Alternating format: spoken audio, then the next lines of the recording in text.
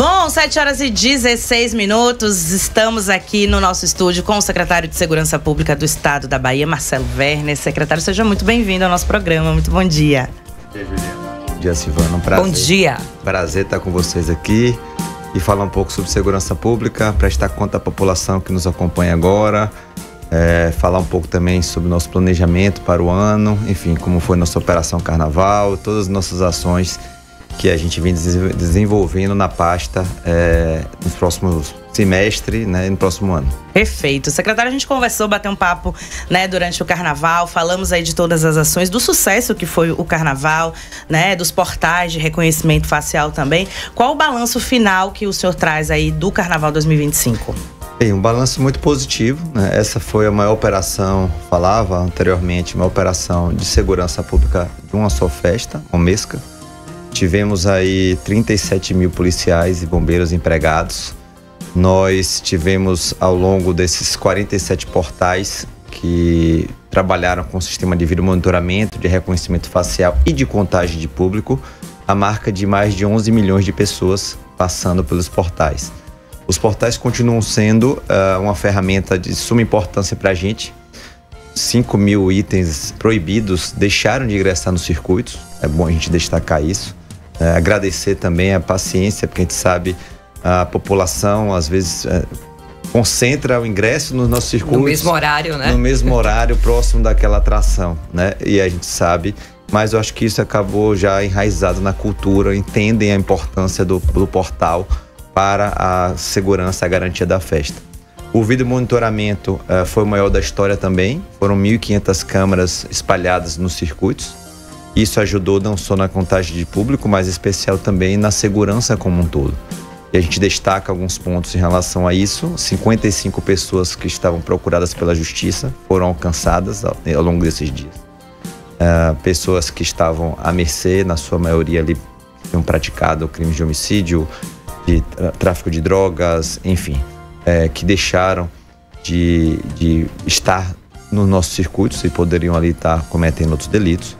Uma iniciativa muito importante desse ano também nossa, junto com o sistema de justiça como um todo e a Secretaria de Administração Penitenciária, foram 37 pessoas com tornozeleira eletrônica que estavam descumprindo determinação judicial e que estavam ali nos nossos circuitos, foram alcançadas e encaminhadas à justiça de imediato. Tiveram aí alguns sua pena regredida para voltar ao regime fechado, enfim.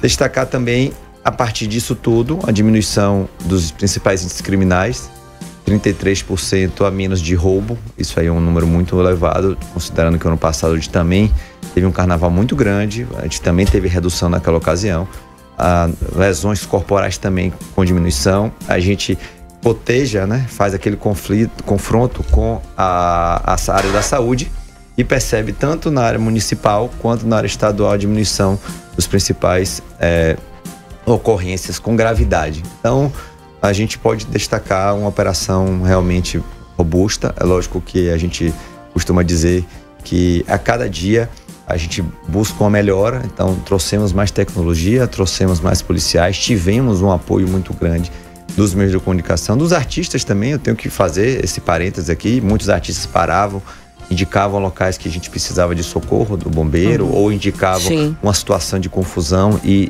paravam. A própria população e os foliões que também ajudam a gente nesse deslocamento. O Disque Denúncia funcionou 24 horas, recebemos muitas denúncias anônimas. Enfim, a gente destaca realmente uma operação muito grande, mas uma operação que ao final o balanço é muito positivo. Secretário, quando eu comecei aqui, né, logo após o Carnaval, comecei elogiando justamente o trabalho da Secretaria de Segurança Pública, nesse meu retorno, né, porque não estava aqui durante o período do Carnaval, mas estive no circuito 2 dias e até comentei com o Ju, falei, Ju, você que estava todos os dias lá, a minha percepção enquanto fuliã, que fui apenas 2 dias, foi de muita tranquilidade para chegar, para sair nos próprios acessos, do olhar ali, não ver, né, confusão, tumulto. Então, assim, eu senti senti isso, mas foi uma percepção reduzida por só ter ido esses 2 dias. E ela também trouxe o relato dela. E assim, de conversas com pessoas no circuito, né, e indo para o circuito, e até um Uber, 2 fatos assim que eu vou trazer aqui que me chamaram a atenção, até para que você traga também, secretário, como é grande esse trabalho, quanto envolve, né, quantas pessoas, porque foi eu conversando com o Uber, ele falando assim, contando as histórias, ele disse, um colega meu foi preso no circuito porque a câmera pegou, ele estava devendo pensão. Até a pensão pega, e assim, ele ainda não acreditava, né, no poder da câmera. E um outro que foi uma vizinha de minha mãe, que há muitos anos não vem pro carnaval, tava lá na casa de praia, e aí ela querendo entender como é que funcionava o portal. E eu fiquei me lembrando do carnaval antigamente, que eu falava, meu Deus, a gente não tinha a segurança que tem hoje, porque não se sabia o que se acessava ali. Então hoje você sabe que com arma a pessoa não vai entrar, né? Você identifica aquela pessoa, aquele foragido da justiça, no momento em que ele tá acessando. Então isso é um ganho imenso, né? E é uma festa que eu acho que todo mundo tem que vir pra cá aprender a fazer, né? E assim, como é que funciona, secretária, ali do momento que a Câmara identificou aquela pessoa que é foragida, que chegou lá na central de inteligência, que comunica com a patrulha que vai estar mais próxima? Como é que é isso? Porque é muito rápido. A dinâmica, né? Isso. Excelente pergunta. Essa aí é motivo de curiosidade de muitas pessoas, né?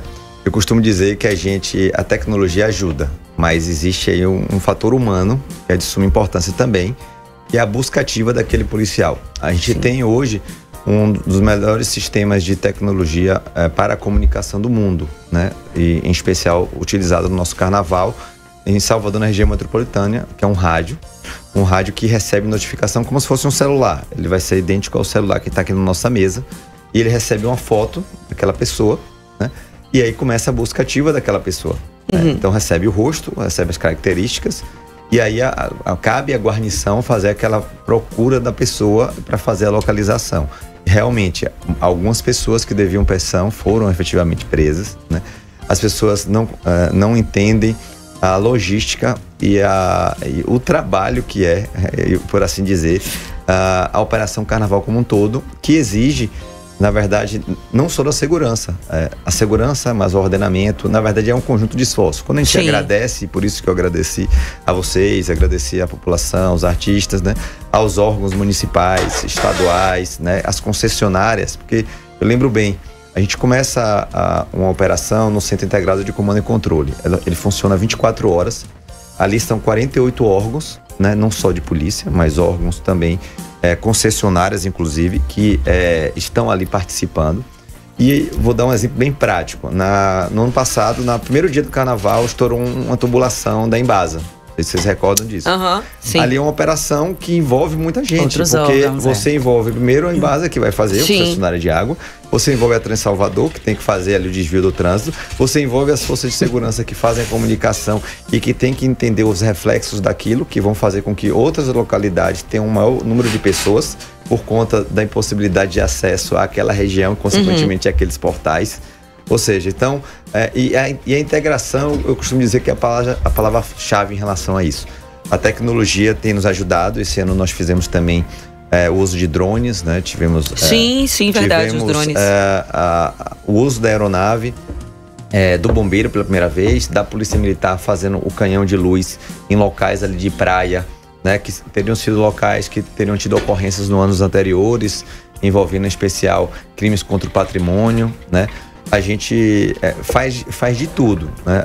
Eu costumo dizer que nossa operação é uma operação muito rígida, muito planejada, mas muito adaptável. Por isso que a gente faz reuniões também diárias e a gente muda o planejamento de um dia para o outro. Então, exemplo, ao longo desse próprio carnaval, eu identifico que há uma mancha criminal a partir das ocorrências lavradas na Polícia Civil, no local que está tendo muito extravio de celular.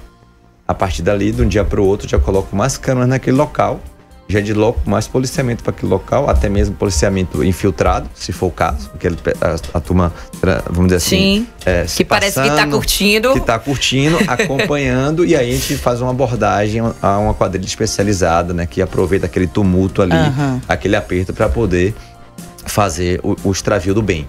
Então, e isso a gente fez ao longo do carnaval, durante todos os dias. Porque tem sempre essa reunião, né? Eu sei que a equipe, às vezes, vai a madrugada inteira e de manhã tá todo mundo ali reunido para planejar. Reunido, e assim, e a gente estava fazendo uma outra ação quase de hora em hora a partir dessas ocorrências da Polícia Civil.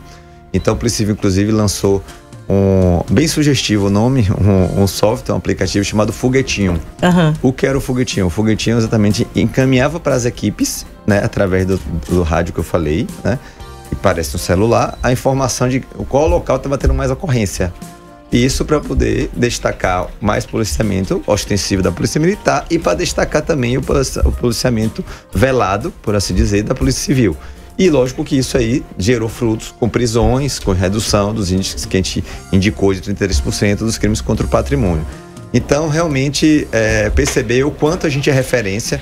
A gente recebe comitivas, você falou bem, do ano todo, de pessoas que vêm não só do Brasil, do exterior, né? Teve comitiva nos anos anteriores que esteve aqui e já disseram assim, não sei, nem no meu país seria nem permitido realizar uma festa como essa. Com esse tamanho, com essa proporção. Porque não é um lugar só, né? Aqui tem essa característica, a festa acontece em vários lugares ao mesmo tempo. Exatamente. Eu esses dias estava falando assim, quando eu cheguei em 2023, e aí já, né, com essa operação já, assim, batendo na porta, eram 4 bairros. Né? Hoje já somos 12 bairros. Hoje nós temos carnavais em 130 municípios, fortalecendo o carnaval do interior. A gente tem recebido cada vez mais turistas, vocês já deram aí balanços, inclusive, ao longo pós-carnaval, do turismo, né? E da quantidade de visitantes, o aumento do fluxo de pessoas no nosso estado. Então, realmente, e a gente fica com uma responsabilidade maior no próximo ano trazer mais coisa, trazer mais novidade, aprimorar, porque sempre a gente pode aprimorar. Com certeza. Né? E essa é a nossa ideia. E só finalizando, porque assim, às vezes as pessoas se perguntam muito por conta dos portais. E eu sempre destaco uma coisa também. A gente aumentou o número de portais, e é muito importante isso. A gente continua fazendo uma preservação muito grande do acesso, mas os circuitos não são estéreis. E por que eu digo isso? Né? Porque pode acontecer como aconteceu esse ano, uma situação com arma, né? Nós temos residências naqueles circuitos. Nós temos comércios. Isso que eu queria saber. E nós temos habitações, inclusive, de hotéis naquele circuito, né? É porque isso são situações pontuais. É muito diferente do que a gente tinha antes, que você realmente não sabia quem estava acessando Nesse caso da mulher que foi baleada, inclusive, por um cidadão que estava em um bloco, né, carnavalesco, já se sabe como ele acessou? Ele já foi identificado? Bem, nós tivemos, primeiro destacar uma coisa muito importante, eu acabei não falando, mas assim, 2 anos seguidos sem mortes violentas nos nossos circuitos. Isso. Né? Sim. Como você bem falou, anteriormente era inimaginável, né? A gente não sabia como a pessoa ingressava ou quem ingressava. Com quem ingressava, e o número de mortes violentas nos circuitos eram inimagináveis. Porque hoje a gente vive num estado que a gente não... Se pegar o pré-pandemia, a gente não consegue nem se recordar do que aconteceu anteriormente. Né? Verdade. Que bom que a gente está nesse nível hoje. Que bom que a gente está chegando nesse ponto. Mas nós tivemos 2 eventos, né, que as pessoas, um foi identificado, o outro já está em via de ser identificado. As investigações de imediato, graças a Deus e o rápido atendimento, as 4 pessoas que foram ali lesionadas a partir desses disparos levaram alta, 3 delas no dia seguinte do atendimento e uma também já levou alta, né? E a gente segue e tenho certeza que em breve a gente vai estar fazendo aí a captura do responsável por isso. A gente, o vídeo monitoramento nos ajuda nisso e o planejamento, a investigação também. Então a gente não vai deixar passar em branco, não. Até para entender, e outras câmeras além dos portais, né, mostrar como é que essa pessoa acessou e de que forma que foi. Isso. Secretário, estão chegando algumas perguntas dos nossos ouvintes. Você pode participar tanto no nosso youtube.com/Rádio Salvador FM e também mandar perguntas aqui no nosso WhatsApp 99905-9230. O Geraldo está aqui participando com a gente. Vamos ouvir. Bom dia, meninas. Bom dia, secretário Marcelo. Queria saber do senhor, quanto às brites nos ônibus, que tinha brite nos ônibus, vai voltar, se o senhor pensa em fazer isso aí? Na verdade, que eu sou rodoviário, eu sou cobrador. José Geraldo, queria saber do senhor, me responder, por favor. Perfeito. Obrigada, José Geraldo. Bem, agradecer a José Geraldo pela participação, né, nos acompanhando aí. A gente, quando nós chegamos, nós trabalhamos para fortalecer o trabalho de prevenção a roubo a coletivos, né? Em 2023, fizemos uma reestruturação, na época a maior reestruturação da história, e ainda é até hoje, da segurança, e criamos estruturas próprias para fazer o combate específico a roubo a ônibus. Então, criamos um batalhão, né, que a antiga Operação Gêmeos hoje se transformou, né, conhecida carinhosamente também como Batalhão Gêmeos, e tivemos também a criação da Delegacia de Repressão a Roubos Coletivos, da Polícia Civil, que inclusive tem uma estrutura nova.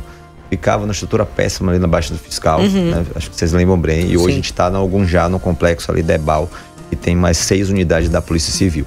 A partir daí, com investigações pontuais, nós tivemos 2 anos de redução de roubo de coletivo, né? Seguimos fazendo esse trabalho, como ele bem colocou, e vamos continuar fazendo, de monitoramento, de blitz, né? Tanto envolvendo essa situação de roubo de coletivo, como também de redução e blitz a roubo de veículo, né? Há um pleito muito importante, inclusive do motoristas de aplicativo, dos taxistas em relação a isso.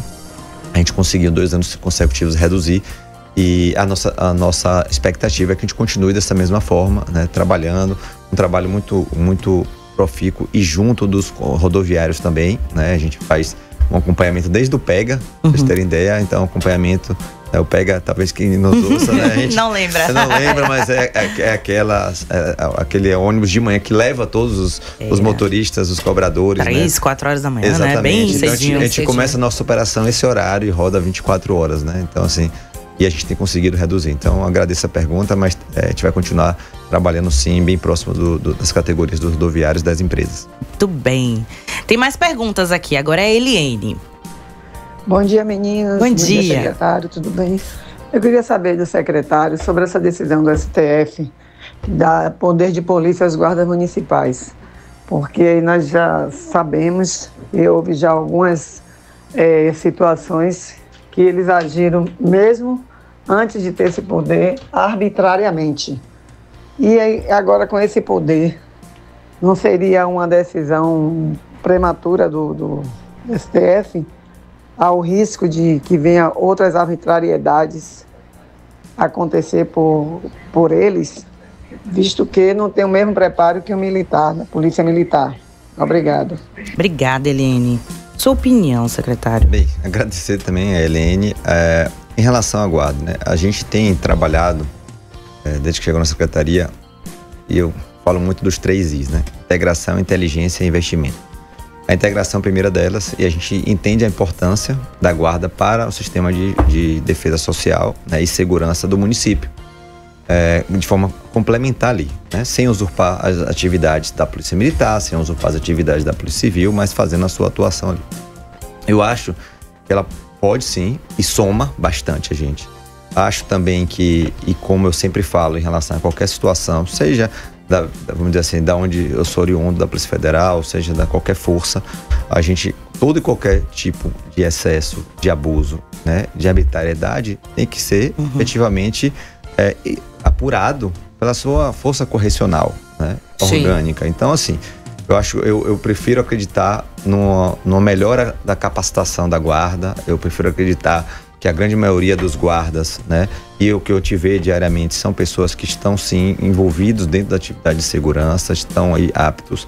Acho sim que tem que ter todos quem pensar, o prefeito que pensa em ter uma guarda tem que realmente ter uma guarda constituída, bem capacitada, preparada com corregedoria, com ouvidoria, né, porque eu acho sim que ela pode participar, e assim que a gente vem fazendo. Inclusive a gente faz cursos de nivelamento da guarda junto com a secretaria, onde ali o guarda tem capacitação da área de inteligência, de área de monitoramento, de pronto-socorrismo, ajudando em medidas protetivas, né, no acompanhamento de medidas protetivas também, em cidades que eventualmente até tenham uma quantidade de guarda maior, eventualmente de plantão, do que de policiais. Então, eu acho que tem sim, são parte integrantes, né? Eu acho só que esses casos pontuais devem ser substituídos devem ser apurados por uma corregedoria forte, melhorar a capacitação a partir da responsabilidade. Toda vez que a gente ganha uma responsabilidade, a gente tem que estar mais capacitado para fazer isso. Então, com certeza. Essa é a minha opinião em relação a isso. Acho que a gente ganha como um todo, porque eu cito um exemplo muito prático. A gente está falando, talvez, em Salvador, mas a gente fala para um município menor, às vezes a guarda conhece mais do dia a dia do município, verdade, né? Inclusive dos moradores daquele município. Sim. Do que a própria força de segurança, né? Porque convive ali diariamente, inclusive pode nos ajudar a evitar eventuais situações. Um exemplo bem prático para ficar claro para as pessoas. Às vezes pode estar acontecendo uma situação de possível tentativa ou levantamento, planejamento para uma situação de assalto.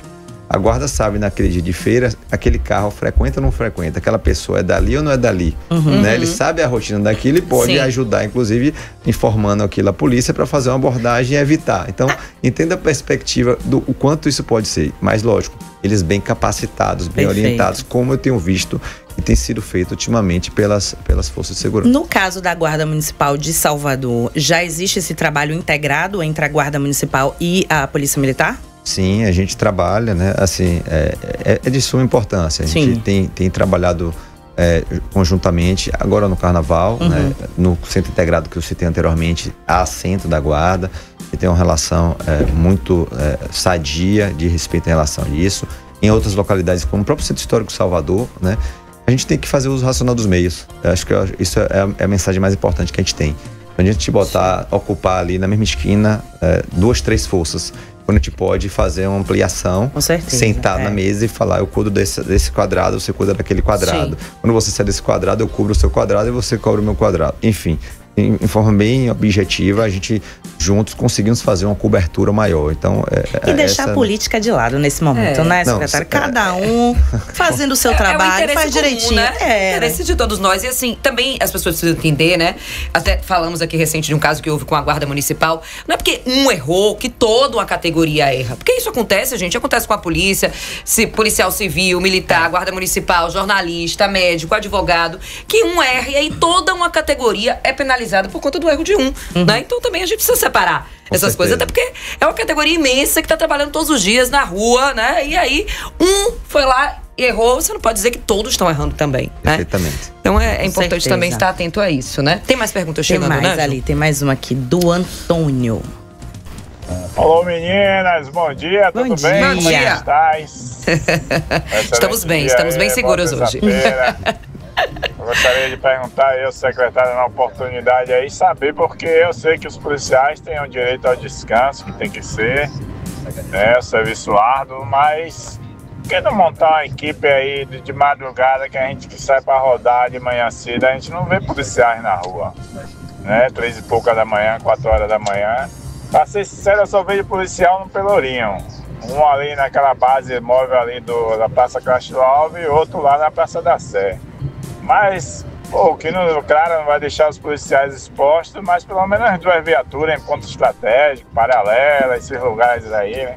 Obrigado, bom dia. Valeu, Antônio, obrigada. Como é que é essa cobertura de madrugada? Agradecer, Antônio, também. A gente tem algumas ações durante a noite, né? Como eu falei, começa numa atividade bem específica, como a do PEGA, dos rodoviários, mas a gente tem também uma operação da Polícia Militar chamada Vias Seguras, né, onde faz esse patrulhamento. Tem outras operações que são também complementares, como a Operação Acauã, que também fica nesses pontos seguros. É lógico que nossa central de operações também funciona 24 horas, tem o vídeo monitoramento, como falei, no estado todo são quase 5.000 câmeras que fazem esse acompanhamento. Então a gente faz essa cobertura de forma ininterrupta ao longo dos dias, e a gente, lógico, sempre busca fazer a melhora, sempre pontua, observa essas observações, né? O supervisor de dia que roda também, o oficial de dia que roda da Polícia Militar, cuja atividade principal é esse policiamento preventivo, né? Ostensivo que a gente vê na rua, e a gente tem colocado, em especial nas grandes avenidas durante a noite, as equipes não só ordinárias, mas também as especializadas para fazer essa atuação, inclusive quando há qualquer tipo de chamamento pela população. Secretário, não tem como a gente não trazer esse assunto aqui, né? Que é hoje, assim, eu imagino que seja a maior dificuldade da polícia, que seria esse enfrentamento às facções, né? Principalmente não só em Salvador, mas também no interior do estado. Já acompanho, né? E sei que o senhor se posiciona com relação a isso, não fortalecendo, não trazendo nomes, assim como aqui eu também não falo, porque não fortaleço esse movimento. Mas hoje é um grande desafio, né? E dá uma sensação pra gente que ainda precisa ser feito muito, porque cada dia, né, que a gente traz aqui um bairro que o transporte não entrou, e aí depende da ação da polícia ali, porque houve uma situação na madrugada. Então, como é que tem sido isso? Porque é algo que, assim como a gente viu como evoluímos na segurança no Carnaval, né? Como isso cada vez mais tem sido frequente, né? Então, como é que tem sido esse trabalho hoje? E é de fato hoje o grande desafio da Secretaria de Segurança Pública? Não, com certeza. A gente tem tido, eu costumo dizer que é dia a dia, né? Nosso trabalho, o trabalho de crescimento, o trabalho de melhora, o trabalho de índice, é dia a dia.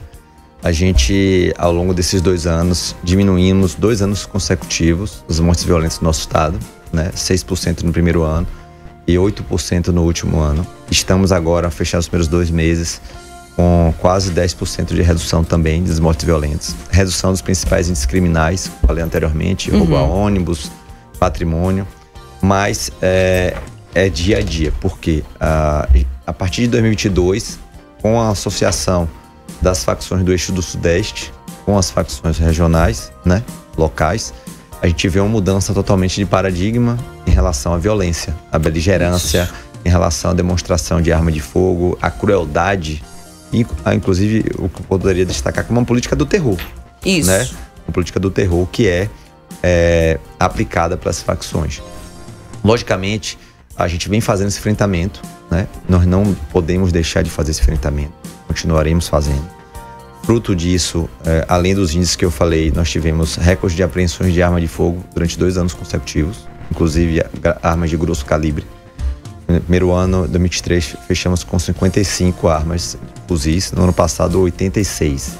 Percebam o quanto está se tendo em relação à apreensão de armas e de drogas, o aumento de apreensão de drogas também, o aumento dos laboratórios articulados, o aumento de pessoas presas, seja pela questão do reconhecimento facial, onde a gente prende, como a gente prendeu no passado, mais de 1.100 pessoas sem dar um disparo sequer, né?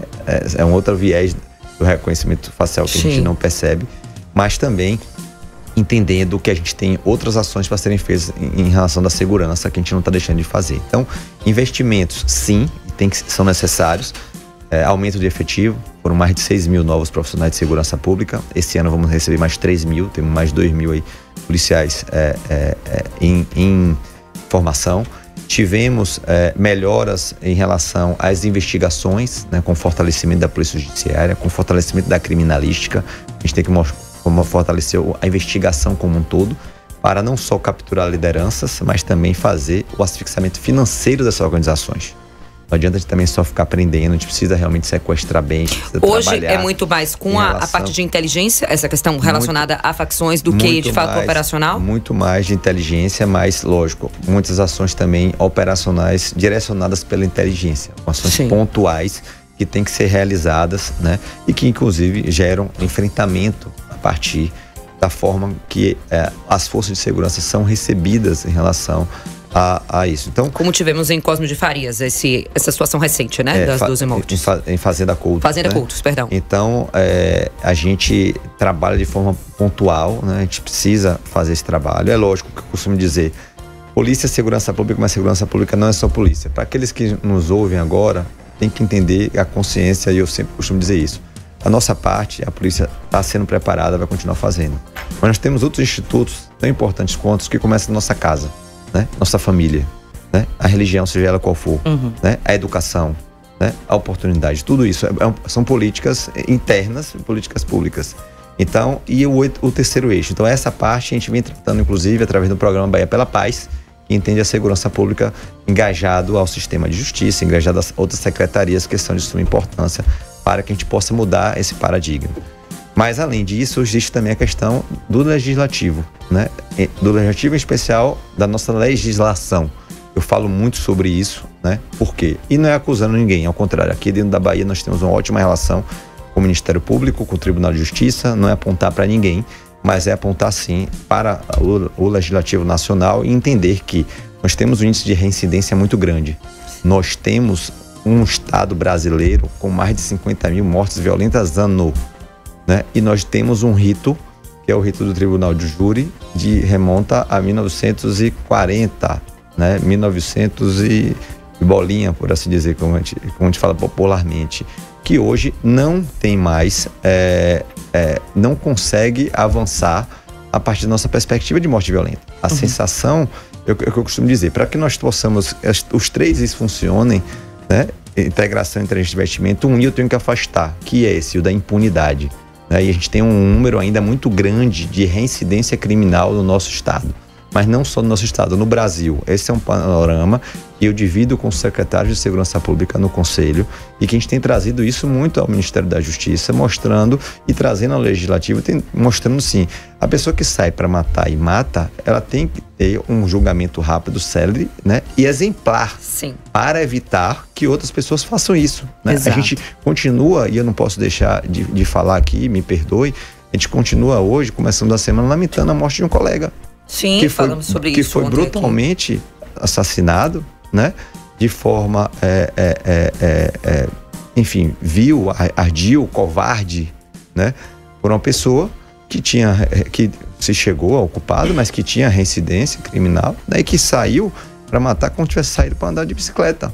Né, sendo bem aberta com vocês, né, uma pessoa, um jovem que escolheu, que hoje antes de mais nada, como toda profissão, mas existe um plus a mais hoje de ser policial no Brasil, sim. Então a pessoa escolhe mais, inclusive por um sentimento pessoal que tem em cima daquilo, né, e a gente continua vendo uma legislação em especial para mortes violentas, para crimes violentos, muito permissiva.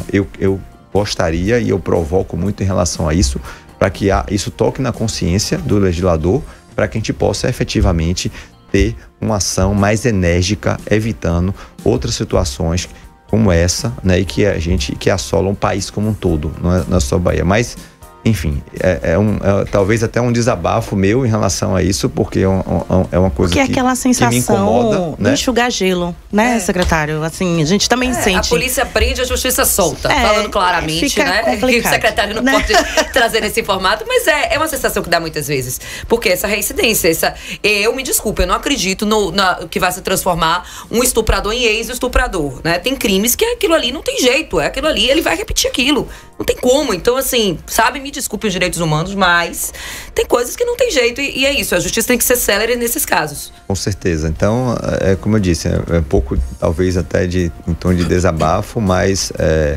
indignado com uma situação que a gente vê, né, não só no nosso estado, mas no Brasil como um todo, em relação a mortes violentas. A gente tem que entender que o Brasil vive uma situação, um enfrentamento nacional em relação às facções que hoje já não são mais no estado A, no estado B, que elas são interligadas, e por isso a integração, e por isso a gente vem fazendo um trabalho junto com a Polícia Federal, com a Polícia Rodoviária Federal, unindo forças em relação com a Polícia Penal, fazendo ações também periódicas no sistema prisional, né? A gente vê, inclusive, as facções hoje com um viés internacional, fazendo interligação com organizações da América Latina, com organizações da Europa, né? Então, assim, ou a gente para fazer esse enfrentamento das mortes violentas do nosso país e fazer um enfrentamento às facções, ou essa situação tende a piorar. Então a gente tem feito o nosso dever de casa, né? Os policiais, homens e mulheres que vestem uma farda, né? Que são das 4 forças,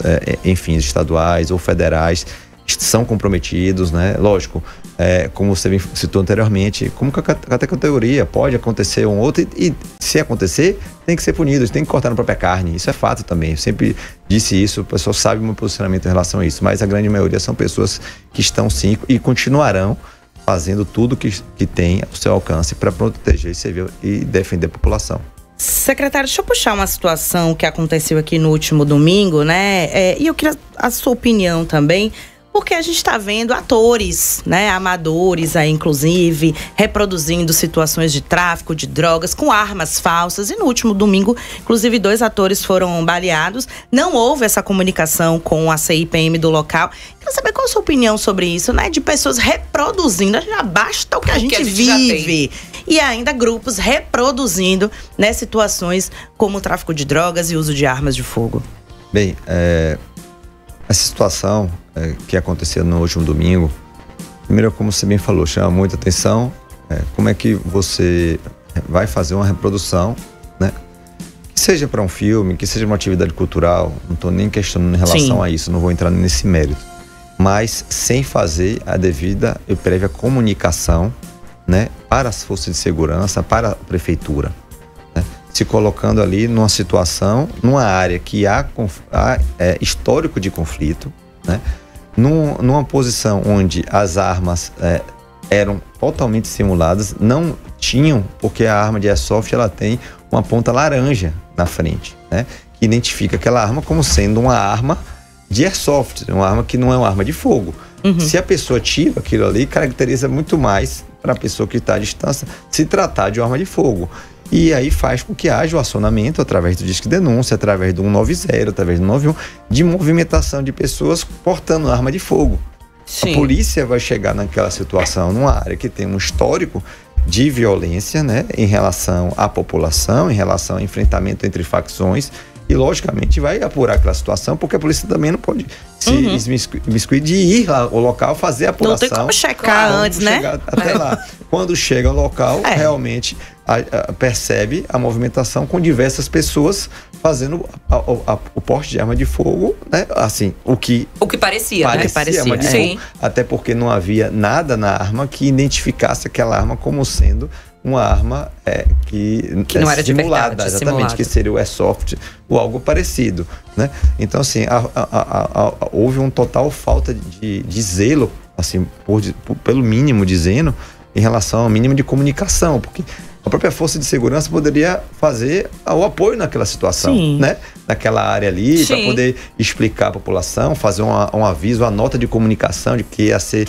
naquela área estava sendo acontecendo até isolar aquela área. Uma filmagem, né? Para um documentário, para uma câmera, enfim, para um programa que estava sendo gravado. Tudo isso é permitido desde que a gente tivesse conhecimento, né? E pudéssemos preparar aquela situação e comunicar, seja para a população local, seja para o nosso sistema de comunicação e as polícias, né? Sim. Evitando o que poderia ter sido uma tragédia muito maior. Pior, exatamente. Né? Muito maior. E assim, gente, vou lhe dizer, se a polícia chegou lá, não é que eu esteja defendendo não, mas assim, se colocando na posição, você vê ali o que seria uma arma, vai chegar o quê? Bom dia, licença. Não deixa eu ver sua arma aqui antes pra ver se é de... Não dá. Pelo amor de Deus, Tem pergunta chegando aqui, secretário, com relação ao concurso. O pessoal tá perguntando aqui no chat se vai chamar a turma do concurso da PM, turma 3. Tem previsão? Eu tava aqui me perguntando se essa pergunta não chegaria. Pois Olha, deixa chegou, pro final. tá aqui. É porque a gente não tá olhando no chat, sempre tá. Exatamente, eu tava aqui me perguntando, eu falei, não, alguma coisa tá errada. A turma 3 não acordou pra poder falar. Aqui eu desde cedo, é que a gente deixou por último. Mas assim, brincadeira à parte, eles sabem o carinho que eu tenho pela pessoa da turma 3 e levar todos os excedentes que nós conseguimos ao longo desses 2 anos aí, chamar praticamente todos os excedentes do concurso da Polícia Civil, do concurso do DPT, do concurso do Bombeiro. Já estamos na formação da turma 2 da PM e eu espero em breve dar uma boa notícia, sim. Eles sabem disso. Se há necessidade, há uma programação de ingresso, está sendo analisado somente na parte sistêmica, porque envolve orçamento, envolve outras coisas. Mas eu posso dizer sim que a nossa intenção, a gente sabe que agora eles começam a ficar mais angustiados, porque o prazo do edital vence, salvo engano, em agosto. Você está vendo que eu estou sabendo de tudo? Tá vendo? Eu tô acompanhando tudo direitinho e a gente sabe o cronograma, mas a gente está se preparando, tanto a gente como a Polícia Militar. A nossa intenção é sim, se aprovada pela área sistêmica, fazer a convocação para que eles possam ingressar no curso de formação e somar conosco no próximo ano aí, reforçando a nossa querida Polícia Militar, que esse ano, né, faço aqui um parênteses, faz 200 anos, né? Então, destacar também esse bicentenário da nossa Polícia Militar da Bahia. Tá aí, então. Secretário, antes da gente fechar, tem uma pessoa que mandou aqui pedindo, né? Meninas, pelo amor de Deus, porque é isso também, viu, gente? Quem mora nas comunidades é quem mais sofre com tudo isso, né? A rua Monsenhor Osmar Valeriano, Fazenda Grande 1, em Cajazeiras. Todo domingo, absurdo, pessoas armadas, uso de drogas, né? Ligou para Transalvador, Companhia Independente da Polícia de Cajazeiras. Então tá aí um ponto também para chamar a atenção. Cajazeiras, Fazenda Grande 1, todo domingo, aí pessoas armadas, uso de drogas. Inclusive, ela falou isso, eu me lembrei de uma situação, secretário, antes da gente fechar, que é ali na Avenida CM. A gente tem um ponto ali que começou a se formar também de usuários, muito forte ali naquela região, né? Sim. Próximo a McDonald's ali, tá quase uma cracolândia aquilo ali, né? Outro dia a gente recebeu uma denúncia daquele ponto. O que tem sido feito? Claro que depende também de políticas públicas, mas em específico, porque ali tá no meio da cidade, né? E a gente sabe o quanto isso acaba gerando pequenos furtos, um vidro de um carro que quebra, né? Um celular que leva, enfim. Primeiro, anotado já em relação à Rua Monsenhor, né, Cajazeiras, já anotado aqui, para que a gente possa reforçar o policiamento, agradecer. Isso é importante, tá? É importante que as pessoas, de forma anônima, tragam informação através do Disque Denúncia 181, tragam informação até 190, reportem realmente, está acompanhando, está atento em relação a isso. Em relação ao que você falou em relação à Avenida CM, às vezes as pessoas confundem um pouco o trabalho da polícia e da questão da assistência, né? Sim. A gente vem fazendo operações, presença, ações ali naquela área, pequenos furtos ou delitos que ocorreram ali, inclusive já houve prisões, mas às vezes a pessoa é conduzida para a justiça, é autora em flagrante, e no segundo momento, seja pelo estado seu de vulnerabilidade, seja em relação à dependência, acaba sendo posta em liberdade. O que a gente precisa realmente é fazer assistência daquela pessoa para que ela seja recolhida, e aí já não é um papel, vamos dizer assim, de polícia, né? É um papel de política pública assistencial do município, em primeira instância, né? E suplementarmente pela parte do Estado. Então, e a gente vem trabalhando em relação a isso, vem informando, né? Mas às vezes você que fica, às vezes a população, porque a polícia tem que recolher todo mundo. Infelizmente, né? Não é assim que funciona, não pode ser assim que deve funcionar, mas a gente está assim atento, e eu posso dizer que houve atuação sim em pequenos delitos, né? Mas aí parte um segundo momento, que é um momento realmente de cuidado, de assistência, de cuidado efetivamente de saúde, de tratamento daquelas pessoas, de um acolhimento, que aí já não cabe à polícia. A gente cabe sim, a gente vai continuar fazendo o policiamento preventivo naquela área, né? Ações para prisão, caso haja delito, né? Prevenção, mas esse segundo momento já é, vamos dizer assim, uma determinação eventualmente da justiça, ou uma parte de assistência que tem que ser fornecida, vamos dizer assim, acompanhada pelo município. Previsão de algum concurso público nos próximos meses, anos? Bem, a gente chamou, como eu disse, a segunda turma, a turma do DPT deve estar agora já está fazendo em fase. A ideia é que a gente já temos 2 concursos que estão em trâmite, né? Da área de saúde médica, tanto do bombeiro quanto da PM. O concurso também de oficiais do bombeiro também tem andamento. E nós estamos trabalhando, o processo está em trâmite, para a gente poder fazer um concurso para a Polícia Civil. Um outro concurso, sei que também tem muita gente acompanhando aí, atento a isso. Sim. E logicamente a ideia inicial é que a gente possa fazer um concurso para a Polícia Civil, a necessidade, né, para a renovação dos quadros, fortalecimento do quadro de investigação. E, logicamente, após o trâmite, que nós imaginamos tudo certo, da T3, a gente segue na sequência para bombeiro e PM. Tem que chamar a turma 3 primeiro, Júlio. Você já quer abrir outro concurso? Muita gente. A princípio, nós estamos, o plano inicial agora, mais próximo, que nós estamos tramitando, é justamente o concurso da Polícia Civil. Perfeito, então. Secretário, a gente quer agradecer muito a sua participação aqui. Chamamos muito, convidamos várias vezes, mas graças a Deus rolou, né, Alberto?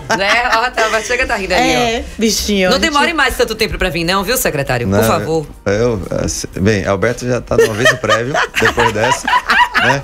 Mas bichinho, brincadeiras à parte, agradecer vocês, parabéns pelo programa toda hora, né? É excelente. Obrigada, secretário. Para mim sempre é uma satisfação vir aqui falar sobre segurança pública, debater os temas do momento e, com forma muito transparente, mostrar o que a gente está fazendo na segurança pública. Muito obrigado a vocês, sucesso sempre. Obrigada, e um abraço a todos aqueles que nos acompanham. Ótimo trabalho, viu? Da Salvador FM. Obrigada. A gente que agradece, porque é bom, né? Ouvir, trazer aqui os esclarecimentos. A gente fala tanto, né? Segurança todos nós precisamos, todos os dias. Foi um prazer tê-lo aqui, secretário.